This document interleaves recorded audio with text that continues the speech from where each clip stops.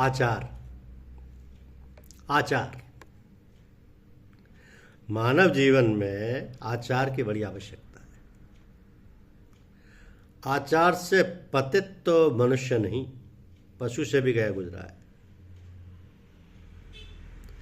मनुष्य कहलाने का अधिकारी तो वही है जो मनुष्य आचार और विचार से संपन्न है।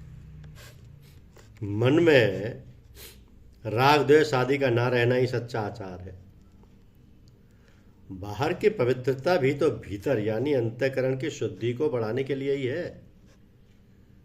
तो आचार मनुष्य को घृणा नहीं सिखाता, अंतःकरण के विकारों या दोषों के नाश होने का नाम ही शुद्धि या शुचिता है। दोषों का त्याग करना कठिन नहीं है। अपने को पवित्र और दूसरों को अपवित्र मानकर अभिमान करना आचार नहीं, अपितु विकट दुराचार। वस्तुतः शरीर और मन दोनों को समान रूप से पवित्र बनाने का नाम आचार है। कहा है ना कि द्वार धनी के पड़ा रहे, धक्का धनी के खाए। कबहुक धनी नवाजई, जो द्वार छोड़ नहीं जाए। एक चीज के बारे में भी अधिक सतर्क रहने की आवश्यकता है कि हम भूलकर भी लोगों के सामने अपने गुरु भक्ति का इस तरह प्रदर्शन नहीं करना चाहिए कि लोग हमें महात्मा समझने लगे। प्रयास इस बात का करना चाहिए कि अपने आध्यात्मिक प्रभाव या व्यवहार को इतना प्रभावशाली बनाए कि लोग आपके सतगुरुदेव के विषय में जानने के लिए आतुर हो उठे। हमारे बड़े सत्संगी भाई की आंखों में कुछ तकलीफ थी। वे एक आंख के डॉक्टर के पास अपनी तकलीफ का निदान पूछने गए। वो डॉक्टर साहब भी परम साधक थे।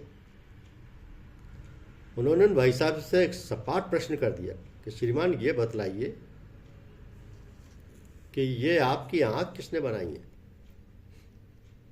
यानी ये आपकी आंखों में चमक किस महापुरुष के सत्संग से प्राप्त हुई है। बाद को वो डॉक्टर साहब उन भाई साहब के सदगुरुदेव की सेवा में उपस्थित हुए। तो बात बात में अपने गुरु महाराज का नाम भी नहीं लेना चाहिए। जब कभी महसूस हो ऐसा कि ये सब उनकी कृपा से हुआ, तो इस भाव को अपने में समेट कर रखना चाहिए। ये साधना में सहायक होता है। ये भाव जो अपने में समेटा हुआ है, ये वक्त बेवक्त स्वतः ही बोलने लगता है, स्वतः ही सामने वाले को प्रतीत होने लगता है। धन्यवाद।